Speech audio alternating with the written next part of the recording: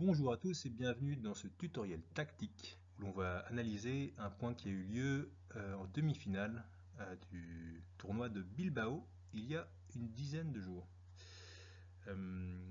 C'est un schéma tactique en fait assez simple qu'on va pouvoir commenter pour vous donner le maximum de conseils possibles.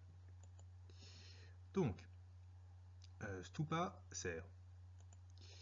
Premier point, regardez comment, dans quelle partie du terrain va retomber le lobe de Paquito Navarro. Il va retomber ici.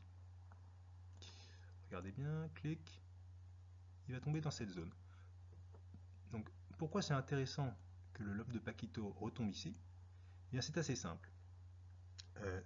On a Christian Gutiérrez ici, le joueur de droite qui est droitier. Et si le lobe retombe dans cette zone-là, ici, eh bien lui il peut pas l'attaquer. Il peut pas l'attaquer en vert.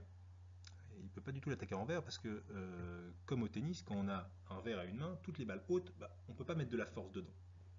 Et donc, quand vous avez un joueur à droite qui est droitier, ce type de lob en hauteur sur le revers va obliger en fait le joueur de droite qui est là à se déplacer pour attaquer la balle. Et on crée ainsi le décalage, et ici il y a une grande zone vide si jamais le joueur de droite se foire dans sa relance.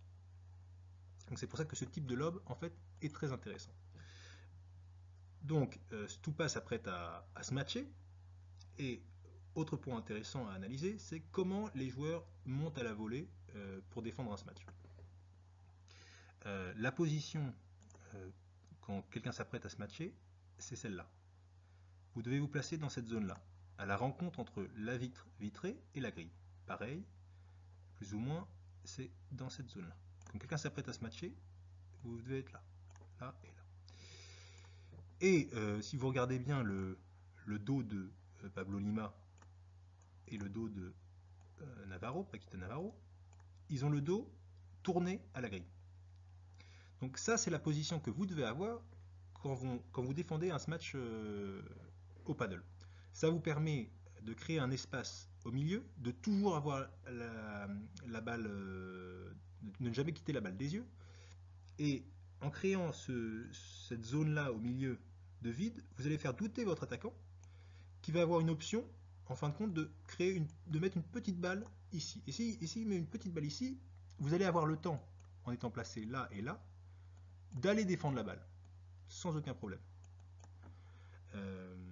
Donc, voilà. Donc c'est la posture à avoir quand l'autre s'apprête à se matcher au paddle. Il faut vraiment que vous vous positionnez ici, avec le dos qui regarde la grille. Vous êtes bien tourné à la grille, comme ça pour ne pas quitter la balle des yeux et être à bonne distance du milieu du terrain au cas où si quelqu'un feinte.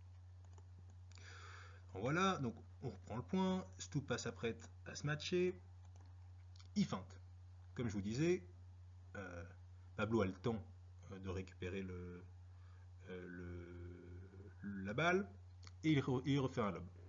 Et pareil, il court en laissant un espace généralement au milieu. Là, son lob pour le coup retombe au milieu, c'est pas forcément un très bon lob. Donc Stupa se met en position, vous voyez, tout le corps indique qu'il va commencer à frapper la balle de toutes ses forces pour sortir la balle. Et donc les deux joueurs courent vers l'avant pour compenser le mauvais lob, on va dire.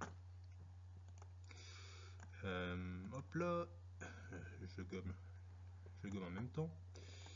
Et Stupa va refeinter. Et Paquito Navarro va faire une faute à la fin.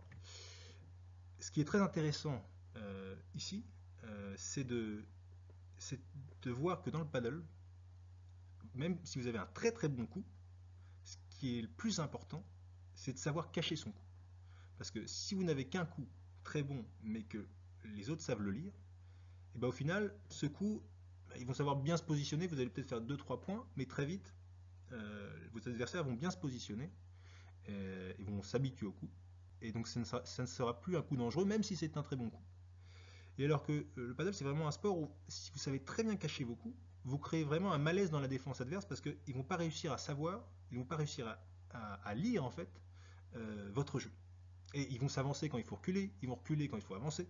Et psychologiquement, vous allez prendre l'ascendant et vous allez gagner presque la moitié du match grâce à ça. Parce que c'est quand même un sport très psychologique. Donc voilà pour ce premier tutoriel tactique sur le paddle. J'essaie d'en faire plus pour analyser plus de points et vous donner toutes les infos, toutes les petites astuces pour comprendre un point de paddle. Et voilà, j'espère que ce format vous plaira. Bonne journée à tous!